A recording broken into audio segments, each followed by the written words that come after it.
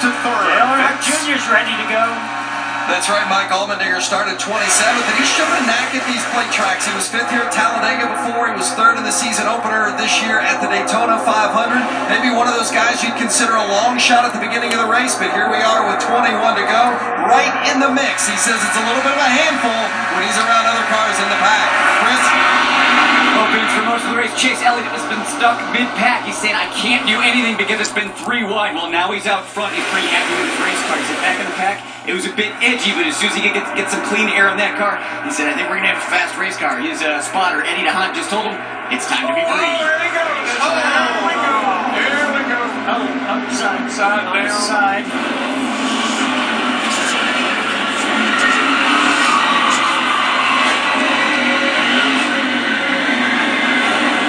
Well, AJ, that was a humdinger. Yes, it was, and that's, there he is, upside down, and he's all right. I see him moving around in there. I don't think there's any issue with him. Yeah, you just can't push on the left side of that rear bumper. Well, you just can't keep pushing. He got into the 24 and just kept on pushing. But Mike, I'm telling you, I started my first race in 1972. This was what I'm worried about. 1970, 45 years ago, and here we are. The more things change, the more they stay the same. AJ tried to put the window net down to signal the safety crews he's okay, but with the car upside down, it won't go down. Wow, the 3 cars got a lot of... Austin Dillon, Michael McDowell. He hit one of those cars that was upside down. I don't remember if it was Chase Elliott or if it Danica was sitting there, her car was Allmendinger. torn up. I don't know how many cars are in this thing. Probably 15 of them.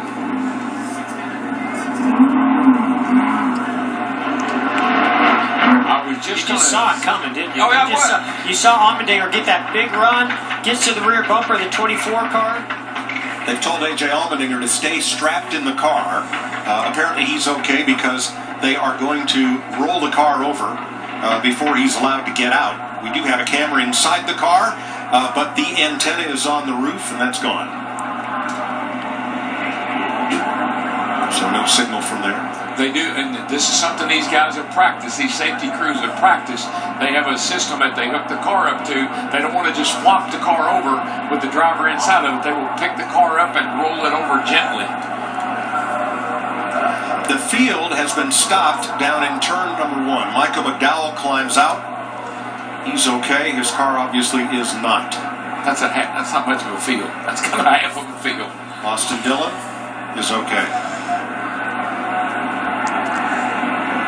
Danica Patrick's car stopped there with more damage.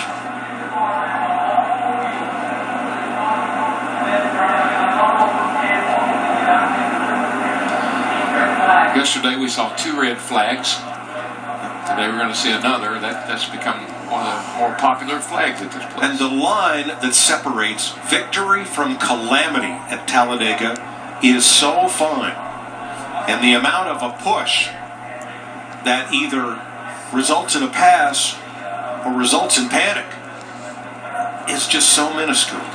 Yeah, especially when you're in that section of the corner where the banking starts to flatten out.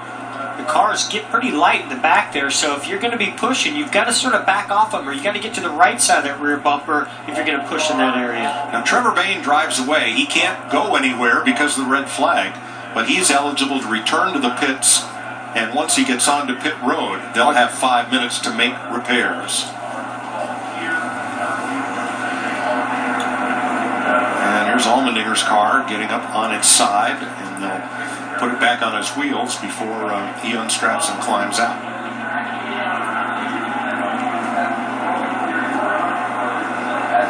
Jeff, they say that when these cars are at speed in the banking, at this speed, you could reach out with your finger and push on the corner of the car and spin it around. It's pretty easy. I will say it might not be that easy, but it's pretty easy. I mean, when you have a 3,400-pound car pushing you, it doesn't take much. But there's also just not a lot of aerodynamic downforce in the cars here. The cars aren't set up for that with the springs and shocks. Also, in that section of the corner, once you get out of the banking holds the car, and it has a lot of grip in the banking. But once you get to the straightaway, it loses all of that. Randall Burnett, AJ's crew chief, looking at the monitor as Allmendinger has climbed out of his car and walks to the ambulance without assistance. He is okay. So now we'll show you replays of what happened between he and Chase Elliott in the 24. Yeah, you just see AJ. He gets up against the 24 here. He's pushing him, and he just gets over to the left hand side here, and you can't push over there. Even got himself. He was, it was not something that was intentional. He was just trying to push and help, but it actually even got AJ Allmendinger turned around also. Wow, look big at impact by Danica into that inside wall. Heck of a lick. Didn't that happen to her at Daytona, where she got into the inside wall and hit hard where a wall jutted out like that? And see, I think Chase Elliott already had his hands full prior to that. He was trying to get it gathered up, and then AJ came off his rear bumper and then made contact with him again. Also, Logano went for a heck of a ride there, a couple big impacts. Keselowski's up in there. Minor damage for Kevin Harvick. Here is the initial contact. You see Chase's car yaw out just a tiny bit in the corner. They got him loose. That's the one. He was going to save it until that last little bump. I was just going to say, AJ, just be a little patient here. We got a little ways to go yet, and you got a pretty good car. Wow. In a moment. This is amazing footage, folks. Incredible camera work. Just remember, there's a driver in every one of those cars. Watch it. Well, that's a long, slow roll for Allmendinger. And look, both those cars end up pretty much together, along with the mess that was Logano's car and Michael McDowell's. Harvick had damage in that, so did Trevor Bayne, Eric Jones, Matt Kenseth, all involved. As a driver, I've been upside down at Daytona one time and slid on my roof just like that, sparks flying, and I was just hoping at the last second it was going to roll back over so I could get out. But AJ's didn't do that. He was stuck upside down.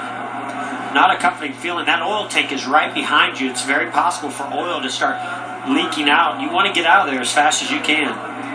Looks like there were only about a dozen cars who had a chance to evade to the inside and not get any damage in this.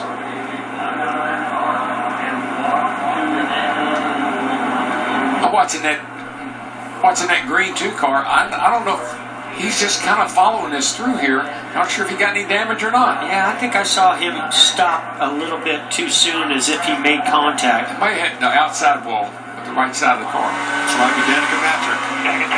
Low. Inside. 30 seconds out. Man. He's still driving it, even after that second impact. With Dale Jr. One outside, 70 seconds outside. Keep on the ball, low. Wow. Caution's out. Oh my gosh. Easy. Shift over brake. Over brake, buddy. Stay high. And let's show you this in real time.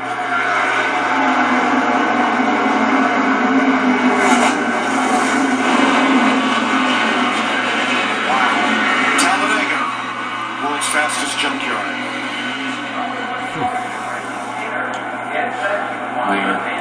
And what caused that 24 to get up in the air, it's not just air getting under the car. Somebody made contact and an impact on the right side. When that did that, it lifted that left side up. I think it was the 22 Logano, and then the air got underneath the car and got him up in the air.